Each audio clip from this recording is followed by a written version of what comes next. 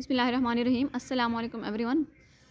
आज के इस लेक्चर में हम डिस्कस करने जा रहे हैं एंग्लो नॉर्मन पीरियड। जैसा कि आप एंग्लो सेक्सन पीरियड की वीडियो पहले ही देख चुके हैं, उसका सेशन पहले हमारा हो चुका है और उसके बाद आप उसका क्विज भी अटैम्प्ट कर चुके हैं। तो नेक्स्ट हम करने वाले हैं Anglo Norman period. Anglo Norman period को हम मिडल इंग्लिश पीरियड के नाम से भी जानते हैं और ये 1100 से स्टार्ट हुआ था, 1500 में इसका एंड हुआ था। सबसे पहले हम इसका बैकग्राउंड डिस्कस करेंगे नॉर्मन का, फिर हम नॉर्मन कॉन्क्वेस्ट को डिस्कस करेंगे और फिर हम नॉर्मन कॉन्क्वेस्ट के बाद जो इंग्लैंड में चेंजेस आए, जो इंग्लिश लिटरेचर में चेंजेस आए, जो इंग्लिश लैंग्वेज में चेंजेस आए, वो क्या क्या थी और लिटरेचर कैसा था एंग्लो नॉर्मन पीरियड का और इसके फेमस पोएट्स कौन से थे। तो सबसे पहले अगर हम नॉर्मन्स के बैकग्राउंड की बात करें तो एक इंग्लिश चैनल था जिसका नाम था नॉर्मैंडी, यानी वो जगह थी जहाँ पे 75 माइल्स तकरीबन फासला था इंग्लैंड तो वहाँ से।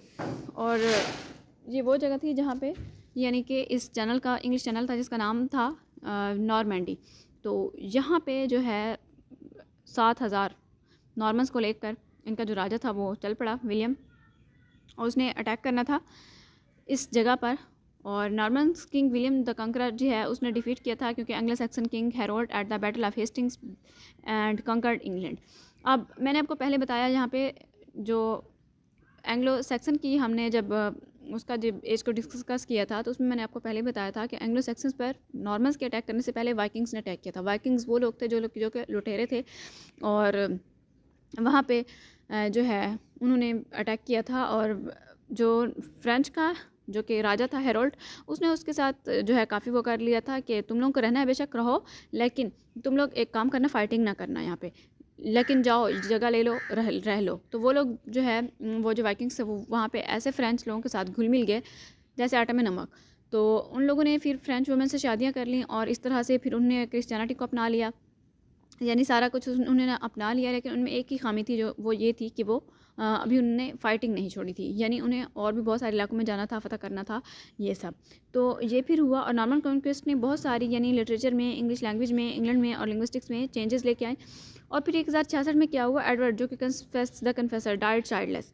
England was again faced with the choice of a successor.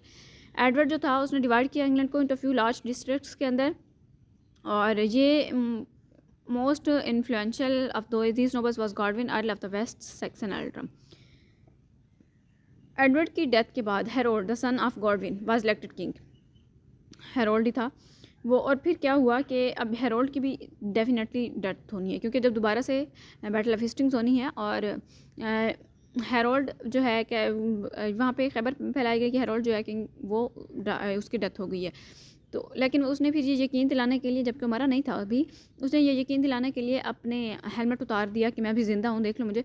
लेकिन उसने ये गलती कर दी, अपना हेलमेट उतार के। तो क्या हुआ, एक तीर आया और उसके आँख में जा लगा, जिस वजह से वो जो हेरोल्ड था वो डेथ हो गई। और फिर विलियम, जो पहले द बास्टर्ड के नाम से जाता था और फिर वो विलियम द कंकरर के नाम से जाने लगा क्योंकि उसने फिर डिफीट कर दिया और उसने सब कुछ चेंज कर दिया। उसने फिर ओल्ड इंग्लिश को ख़त्म कर दिया। उसने कहा नहीं, अब जो है फ्रेंच ही चलेगी। और अब इसीलिए मैंने आपको पहले बताया था कि एंग्लो सैक्सन पीरियड में जो है अल्फ्रेड द ग्रेट था, यानी दुआ करो उस बाबे को जिसने लैटिन मैन्युस्क्रिप्ट्स को ट्रांसलेट किया था ओल्ड इंग्लिश में, जिस वजह से आज हम ओल्ड इंग्लिश के कुछ मैन्युस्क्रिप्ट्स, कुछ पोएम्स यानी कुछ चीज़ें पढ़ सकते हैं ओल्ड इंग्लिश में।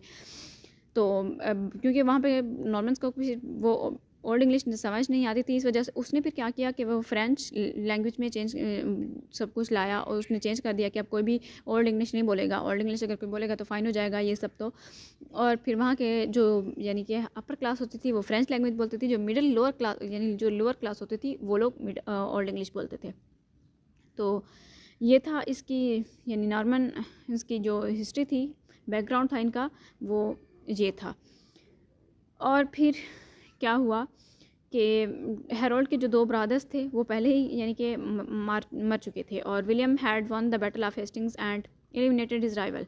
अब ऑन क्रिसमस डे 1066 यानी 1066 में क्रिसमस डे पर विलियम ने अपना फिर किंग ऑफ इंग्लैंड का जो यानी वो क्राउन था उसने वो वेयर किया था, उसने वो पहना था।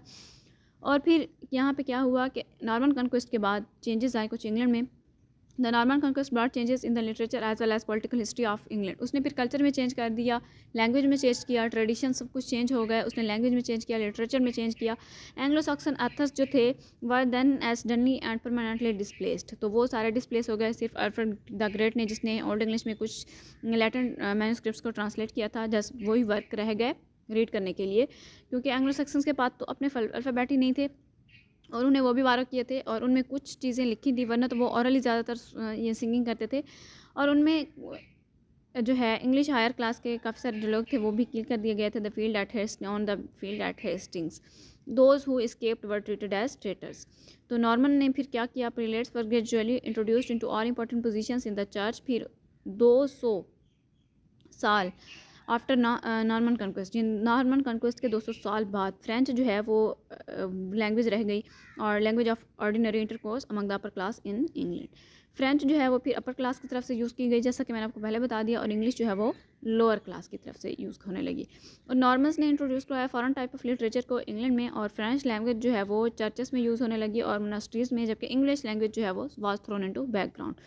अब इंग्लिश लिटरेचर में क्या चेंज है, नॉर्मन कन्क्वेस्ट के बाद लिटरेचर जो है read and written by Englishman was completely transformed as the sentiments and tastes of English rulers Normans जो है वो इम्पोर्टेड स्कॉलर्स हो गए to revive knowledge chronicles to record memorable events. और ये पीरियड जो है also marked by disappearance of old English poetry. इसमें रिलीजियस पोइट्री जो थी was also disappeared after Norman conquest. फिर इसमें इंग्लिश लैंग्वेज में चेंज आया। मिडिल इंग्लिश पीरियड जो है वो was marked by moments changes in English language. Changes क्या थी, extensive and fundamental than those that have taken place at any time before or since. English language जो है having been thrown into the background, English was used by lower class. अब इसमें कुछ changes है English grammar के अंदर, यानी इन्फ्लेक्शनल endings का डिके हुआ, नाउन में चेंज आया, strong verbs became week and loss of grammatical gender का लॉस हो गया। French influence is much more direct and observable upon the vocabulary, यानी फ्रेंच का इन्फ्लुएंस हुआ बहुत ज़्यादा, इंग्लिश लैंग्वेज बहुत ज़्यादा डिके चली गई। Thousands of French words introduced into English, और in changing from French to English, they transferred much of their governmental and administrative vocabulary, their ecclesiastical, legal, and military terms, their familiar words of fashion, food, and social life, the vocabulary of art, learning, and medicine. For example, government, tax, crown, religion, proof, prison, bail, warrant, judge, navy, enemy, fashion, dress, frock, etc. ये सारी चीज़ें। अब क्या हुआ, Anglo Norman period का literature कैसे था, यानी उसमें सबसे पहले रोमांसेस को लिखा गया। The romances it was most popular form of literature.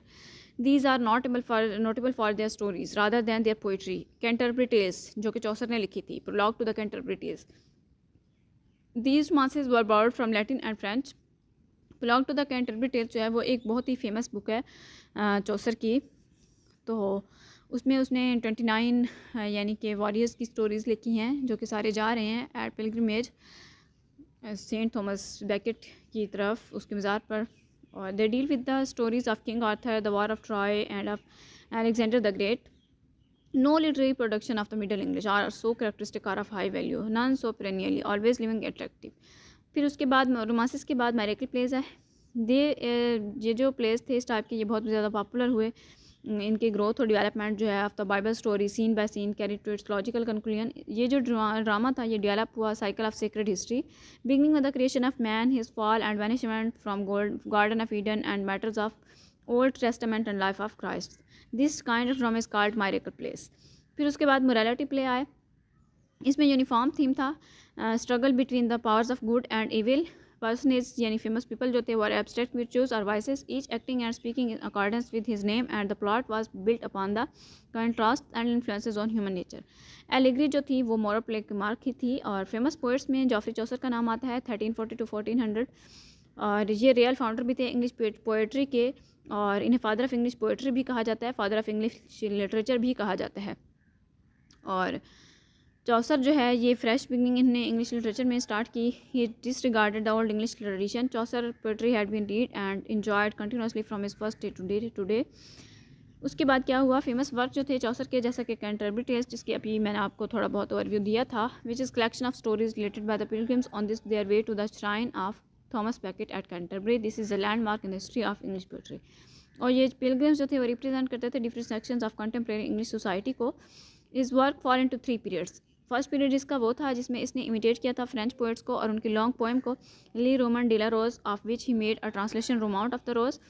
और इस पीरियड के दौरान इसने बुक ऑफ द डचेस भी लिखा, an elegy which is in its form and nature is like Romaunt of the Rose, complaint unto Pity, a shorter poem. Second period इसका वो था जिसमें ये इटालियन राइटर्स से इंस्पायर हुआ था और इसने लिखा था द पार्लियामेंट ऑफ फाउस को, which contains very dramatic and satiric dialogues. Troilus and Criseyde लिखा, जिसमें ये नरेट करता है स्टोरी ऑफ ट्रोजन प्रिंस को, Troilus and his love for damsel को।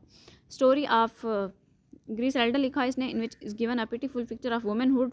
द हाउस ऑफ फेम इसने लिखा, मास्टर पीस है जो कि कॉमिक फैंटेसी का थर्ड पीरियड इसका वो था जिसमें ये इंग्लिश जो कि इंग्लिश पीरियड के नाम से जाना जाता है। In this period he wrote legend of good women in heroic couplet, the Canterbury is his greatest achievement.